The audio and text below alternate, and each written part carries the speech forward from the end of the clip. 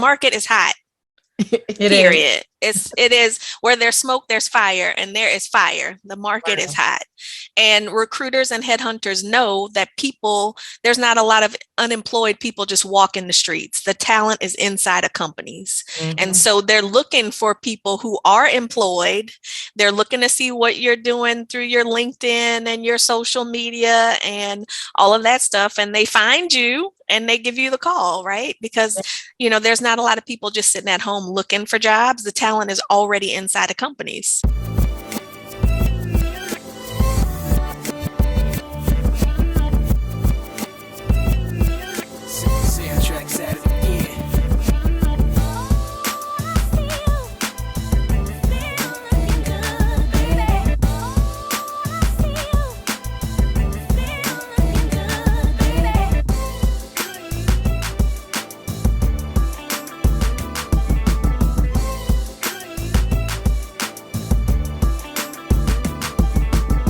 Hello, and welcome to the Bold Black Girls Podcast. I'm Aries. And I'm Kim. And we have, now she's family, she's first regular. of all. Yeah, we're going to have her like as a show regular. Yes. She kicked us off. I feel like, was that January of 2020 or 2021?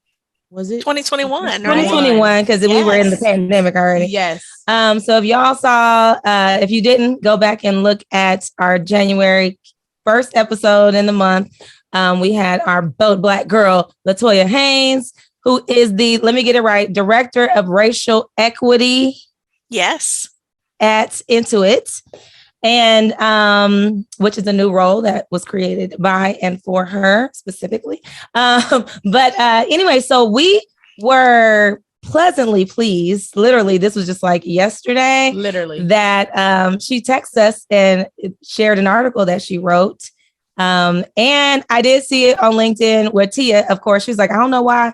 Her post basically said, I don't know why you didn't see this in your algorithm, but here you go. Let me make sure. She basically was making sure her network saw this article.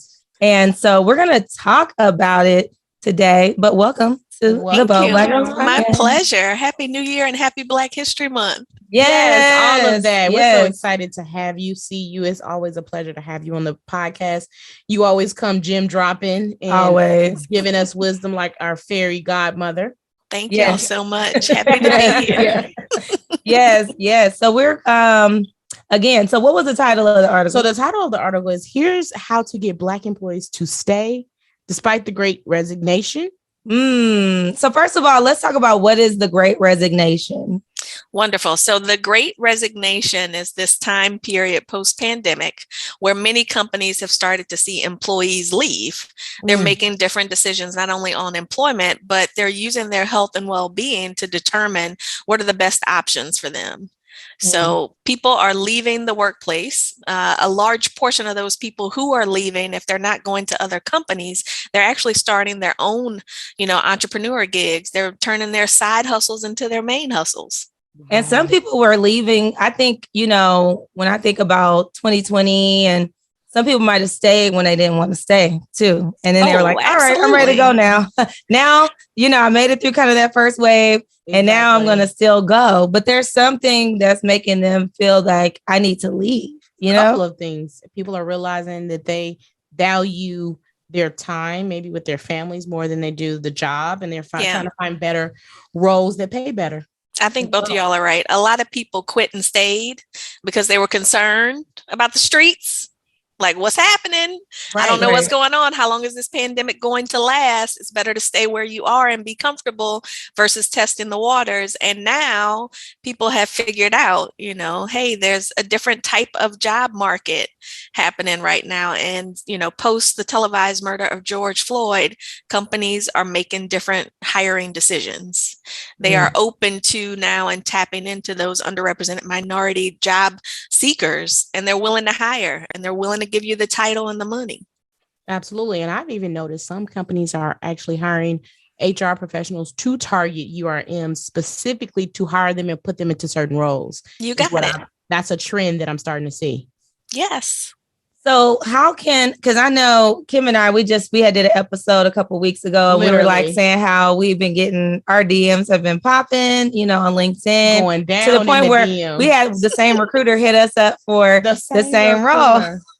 And we were just kind of laughing about that. And we're like, oh, we're always going to have the conversation. Like, hey, you hit me up. We're going to have the conversation. But then reading your article, I'm like, she was so right, because there's a point where she said in the article about how, like, if you're doing what you're supposed to do as a company, like, we wouldn't be answering those DMs. Right? Absolutely. Like, so let's talk about the market first. Yeah. The market is hot. Period. It is where there's smoke, there's fire, and there is fire. The market is hot. And recruiters and headhunters know that there's not a lot of unemployed people just walking the streets. The talent is inside of companies. Mm-hmm. And so they're looking for people who are employed. They're looking to see what you're doing through your LinkedIn and your social media and all of that stuff. And they find you and they give you the call, right? Because, there's not a lot of people just sitting at home looking for jobs. The talent is already inside of companies. So they're coming and looking for you. And that's why the phone is ringing. And that's why the DMs are hot and people are calling and making offers, right? So that's the first thing. I think the second thing is employers are realizing that recruiters are targeting their talent inside of the company. And so now they're having to change their retention strategies. How do I get Kim to stay? How do I get Aries to stay and not answer the phone? What do I need to do? Specifically when those numbers are being looked at, right? Like how many the demographics are being pulled now. I just got a RFP for a company that has they wanted like a specific type of company to work with on a particular project, right? Yes. So they're looking like even, customers are looking. Wow. Within the company, they're looking and things like that. So it's like, you can't afford to lose those numbers if they're already low. Right. Diversification is happening everywhere. Yes. Yes. And do you think that really sparked after post George Floyd? Is that what really sparked it? Yes, I think what you'll see if you're reading a lot of the articles and things out there, tons of companies made these large commitments on what they were going to do to help diversify not only their employee base, but their supplier base and think about their customers differently after the televised murder of George Floyd. And, you can also read out there and see how many of those companies made commitments and actually delivered against them. But I think that was the beginning of the shift for employers thinking very differently about talent. Okay. I like the angle that you're coming from with the article of like really nurturing the talent you have from within, right? Like we can all go and be like, oh, let me go hire some more people.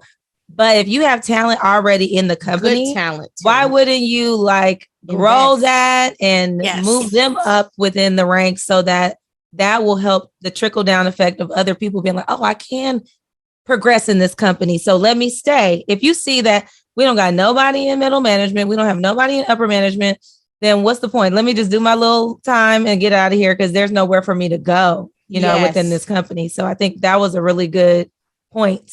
That was an amazing point. Y'all are saying exactly what I've been telling people. And I continue to say it because it's true. Everybody's pushing money and dollars and effort towards recruiting. And that makes people feel a different kind of way when I'm here and I'm working for you and there's nothing happening for me, but you're recruiting a bunch of people. And it's great to recruit. I'm not saying stop your recruiting efforts, but if you're recruiting and you can't keep the talent, your recruiting is for nothing. Yes. And that's when that retention strategy also comes into play. Yeah, because even in technology, right? Like, and that's something we always are talking about, but the number usually stays 7%, somewhere around there. So that means that people are coming in and then they're leaving, right? Yes. Like they're not. So we're bringing the numbers in. We're seeing the degrees and all that stuff coming. But then once they get into the workplace, it's like something's happening in the middle that's not keeping people there. Yeah, look at the data. I always tell people data first, right? Black people are getting degrees. The amount of, education is going up, not going down. So people are going to college, they're getting undergraduate degrees, they're getting master's degrees, they're killing certifications. So it's specifically for Black people. It's not like we're not educated, right? So we can check that box. Then the second thing to look at is, the actual employment rates. Black people are getting jobs. That means there's talent there, there's skill there, there's experience there. But the issue is exactly what we're talking, it's retention, right? You're starting to see Black talent begin to move because their current employers are not keeping them there. Let's talk about that. So number one, why do you think, I know for me, I'll speak for myself. I've been hit up quite a bit, right? In the DMs.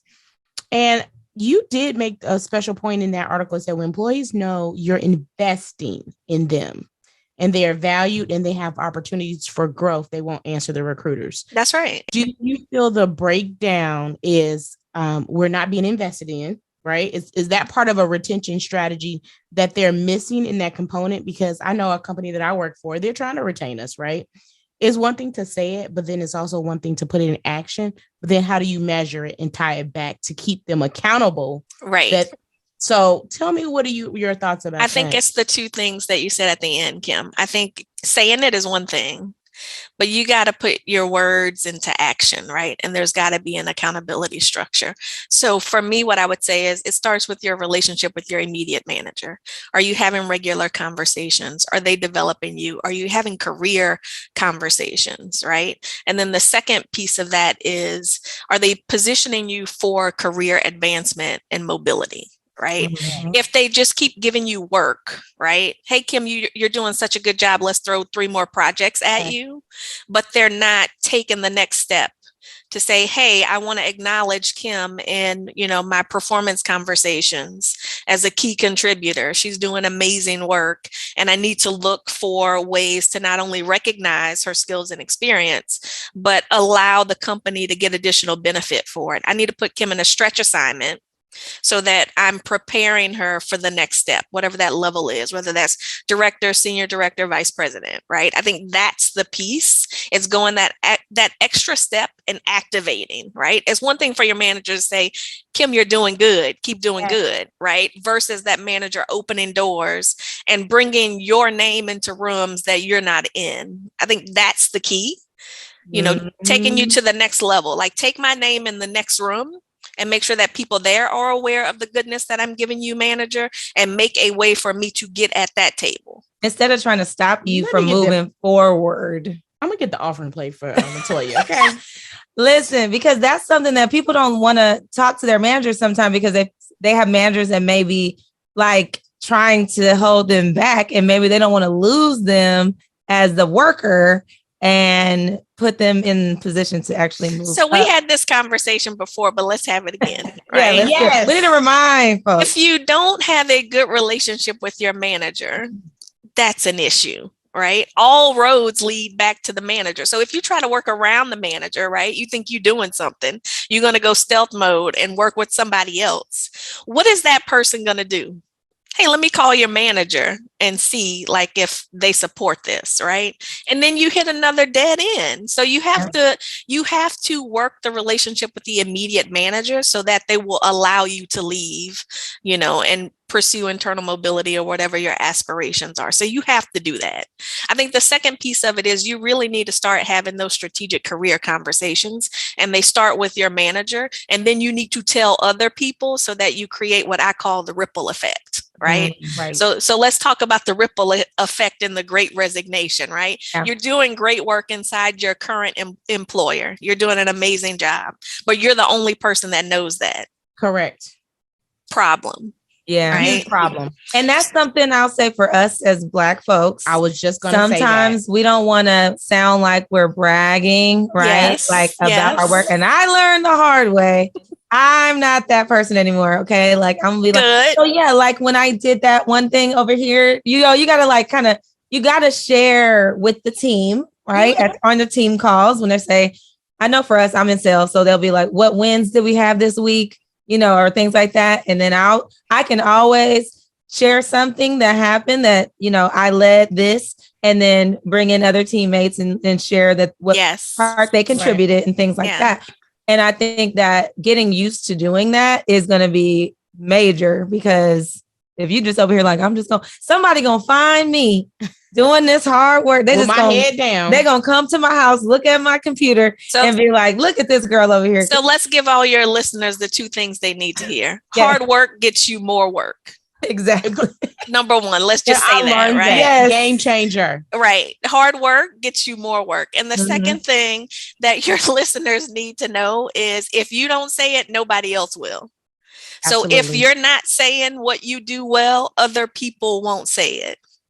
And so you have to say it. We need therapy, y'all, because I'm telling you, I work through this with my therapist on a regular basis because I still, even with that, knowing it, doing it periodically, I have to continue to feed that because you will fall back into your old way. Yeah. So you make a tool for yourself. So I have a little LaToya talk sheet with what I'm contributing to the business. And that's what I use for myself to begin the messaging inside of my organization. And then I share that with my mentors and my sponsors. The other trick that helps me with bragging, I had a mentor say to me, it's not bragging if it's the truth. Fact. And I was like, data don't lie. Thank you. What did Carla say? Carla Harris perception is reality. You are what you tell them. Yes. What you tell them you are. Yes. Right? They think you are what you tell them that you are. So yes. Yeah. So what do you do in an instance like, I think Black people sometimes, like Ari said, we do have a hard time articulating that. And maybe you don't have the best relationship with your boss. What are some things that they can do to kind of turn that around if they don't have a good relationship with their boss and that boss is really trying to sabotage them? So I've had bad relationships with past bosses. And for me, I think the key is transparency and just coming to the table with what you actually need. Like just having the open and honest conversation around what your goals are and allowing that manager to determine, how far in it with you they want to be. Yeah. I think that's the first step. And then the second step is you need a supporting cast. You have to have mentors and sponsors and what I call connectors and cheerleaders, right? Mm-hmm. So everybody knows what mentors and sponsors are, but connectors are people who will connect you to other people. Yes. Like, hey, Aries and Kim, you need to meet so-and-so. Yes. Right. And connect you with people. And then you go in and you say, LaToya sent me or whoever sent you. And it's like, oh, I got you. Right. So that's what the connector does. The cheerleader is that person that takes that sheet that you have with your goals and they tell other people, did you know Aries did such and so? Did you know Kim did such and so and so? And they bring that message and that ripple into rooms that you're not even in. Yeah. So I think beyond the mentors and sponsors, just for individuals, start thinking about your supporting cast and those connectors and those cheerleaders, because they're often as valuable as the mentors and the sponsors. And it's something that we have to practice one piece at a time sometimes, because you're just trying to learn how to navigate those different things. Like for me, I know I'm a cheerleader and a connector for folks.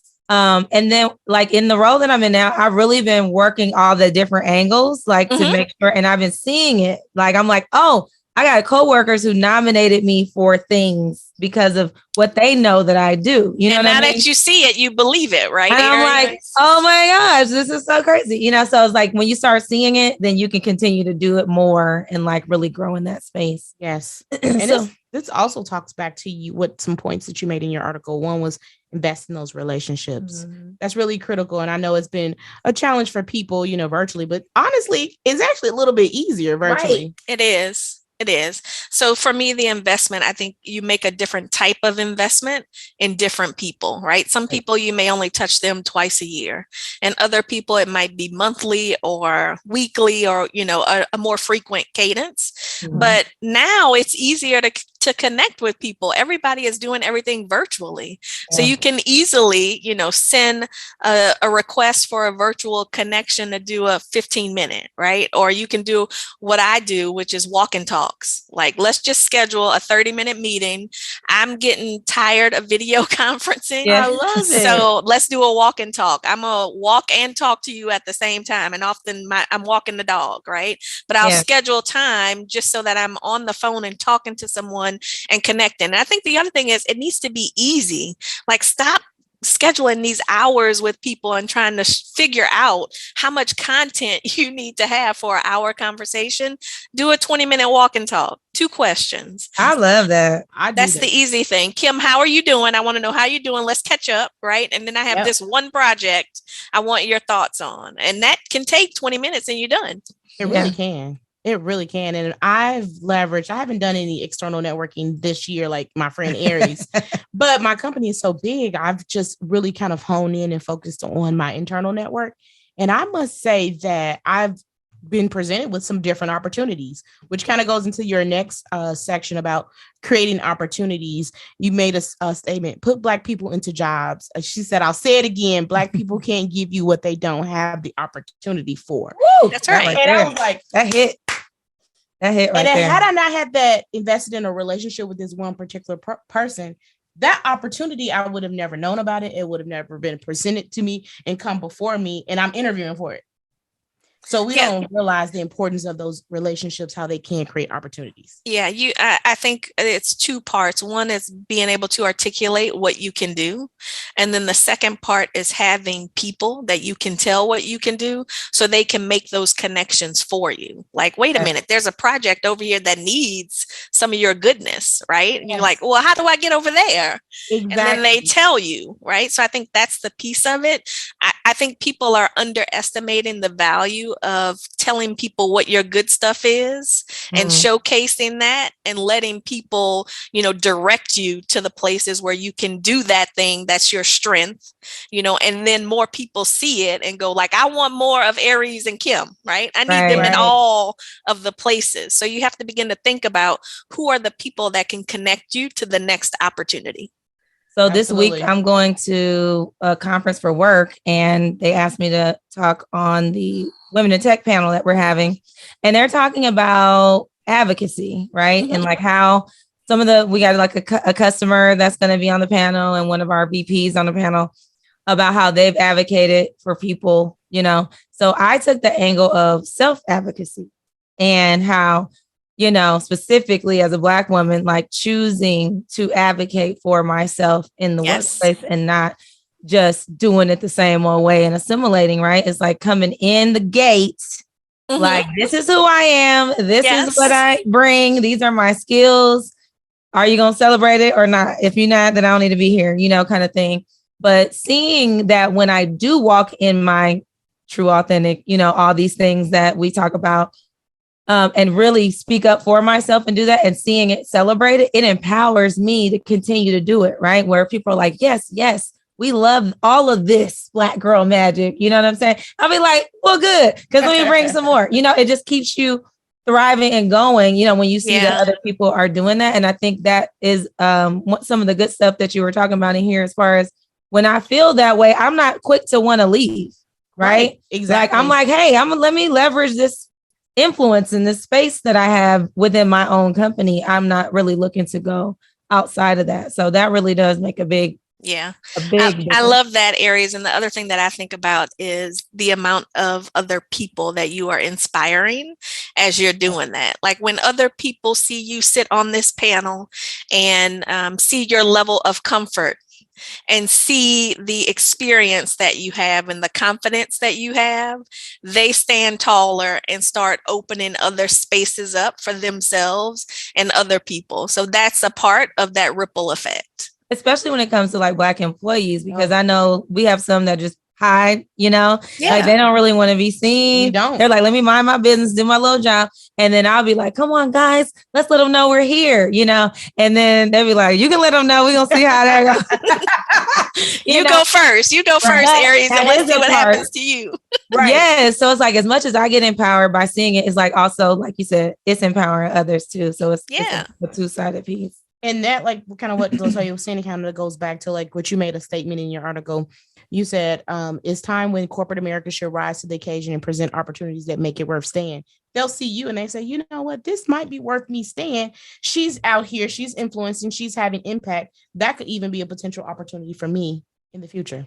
Yeah, representation is important at all levels of the company. And when you see people doing something that is inspiring, it can change the way you think about your employer and the potential for future growth and opportunities, right? When I see other Black women and other Black men in leadership roles, when I see them speaking in large forums, when I see them getting opportunities to participate in these invitation-only development programs, when I see them being promoted, when I see them working on strategic projects, I'm like, okay, this is a place where, I don't have to worry about being Black.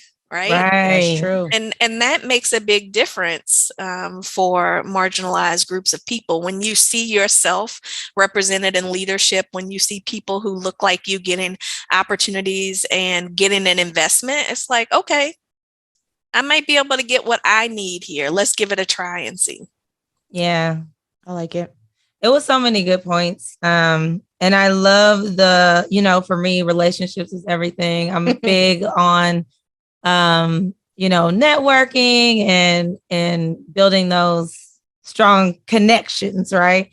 And so when you talked about like extending that capital, relational capital, I feel like, yes, like don't be scared to, first of all, you hired this person to come in, right?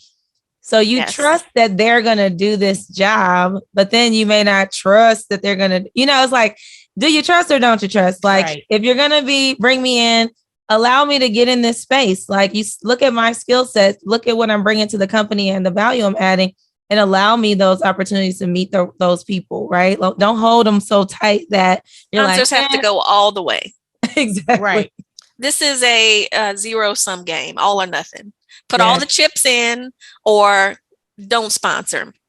I think that's the approach. And if you're putting all the chips in, you have to extend your relationship capital to me. So if you're sponsoring me, your network is an extension of my network. Mm-hmm. When you go into rooms, I'm going into those rooms with you, right? So I think sponsors have to think differently about accountability and what it looks like. If you're a sponsor for someone, then you take on all of the responsibilities that come with career sponsorship.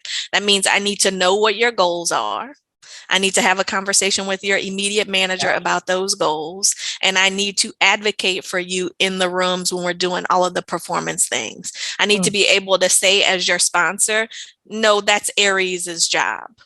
Like we've already talked about it, that meets her career goals and aspirations. She's been working towards that. That is her job. Dang, let me get one of them. Because I feel like people will sponsor, but maybe not take on as much responsibility in, investment in the full process. So I'm hoping that people are listening who have that kind of power and voice in other rooms, that this is what it looks like to advocate, to be a true sponsor, and to really like embrace this as a new way to kind of, because they're doing it for other folks. Specifically right now, we're talking about Black people, right?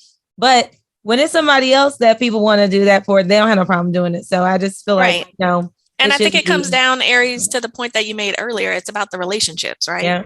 If you are in relationship with someone and you have solidified that they are your career sponsor, then they should be able to take those actions on your behalf. And that's the difference. For other people, they're in relationship with them, right? And they're doing those things automatically, but they're not always in relationship with us for whatever the reasons may be. So as we're branching out and creating these relationships with the people who have the power and the influence, typically 2 levels above where you are, right?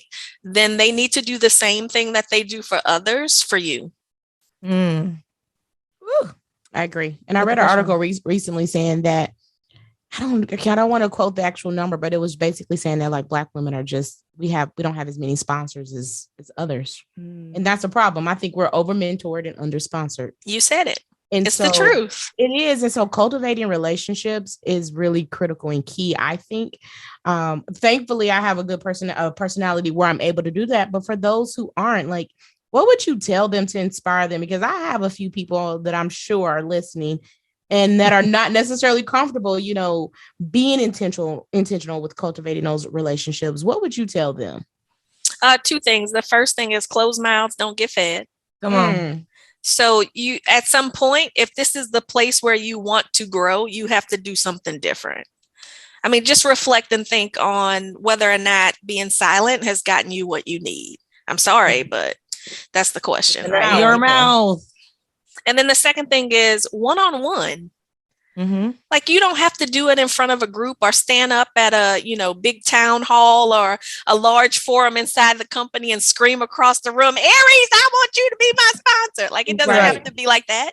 Do it one-on-one. Look for those places where you have a natural connection with a leader or something that you can bring. Like, give first before you get.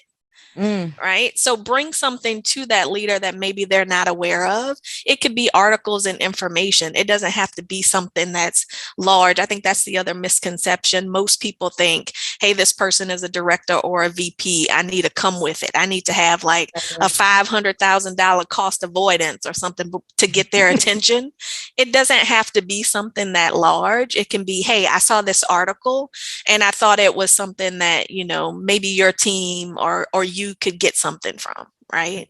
So bring something with you when you go and see what the response is, right? And then make your ask, articulate your value and what you're giving to the business, and then make the ask for sponsorship. Okay. And then another idea I had was what was beneficial for me is Black History Month. Your ERGs, your BRGs, that's a great way to network, and meet other people in leadership, even like you said, those connectors. Right.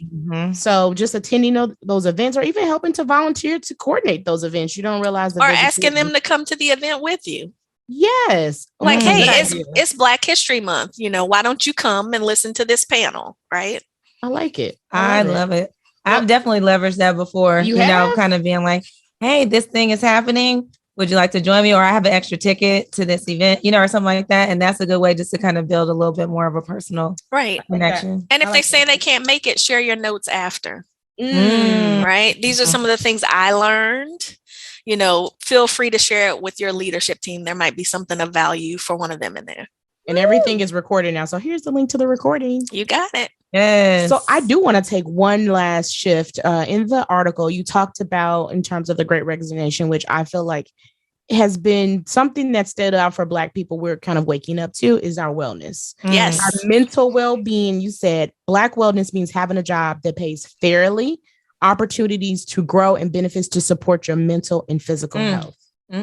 So I will be honest. I think that in the past, culturally, as Black people, and I'm gonna speak for myself, I stay stuck in a situation because I wanted to force it and make it work. Right. Like, I'm going to be a failure if I don't make this work, or if I can't be successful in this role, instead of realizing that, okay, you know what? It's time for you to go. This is not mutually beneficial to you from a mental, emotional, or physical perspective. And so I'm noticing that people are quitting because of the Black wellness.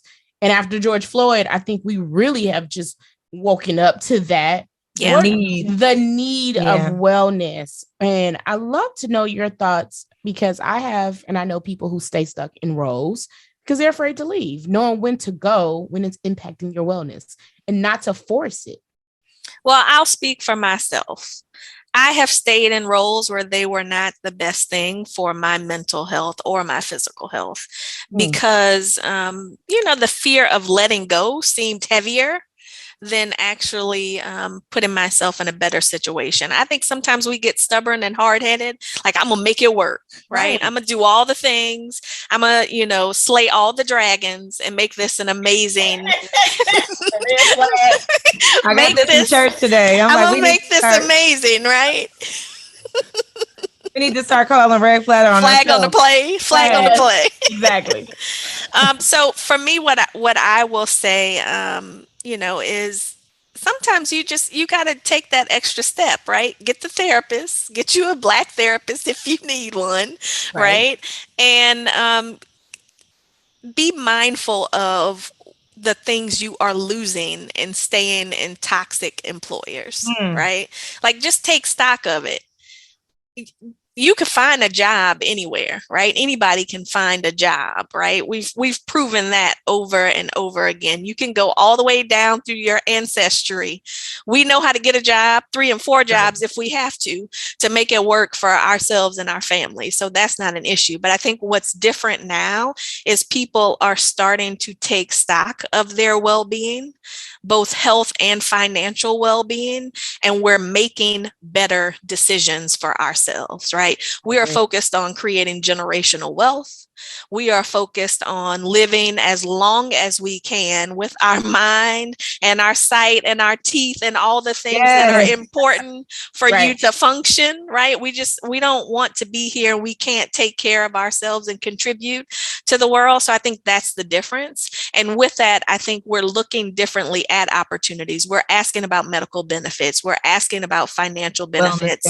Yes, wellness days. We're asking about therapy. We're asking about freezing our eggs if we, want to prolong decisions on family planning, et cetera. And now you need to start doing that if you aren't, as part of the interview and recruiting process. You need to know what you're walking into, and you need to start thinking about how that will benefit you as a human being.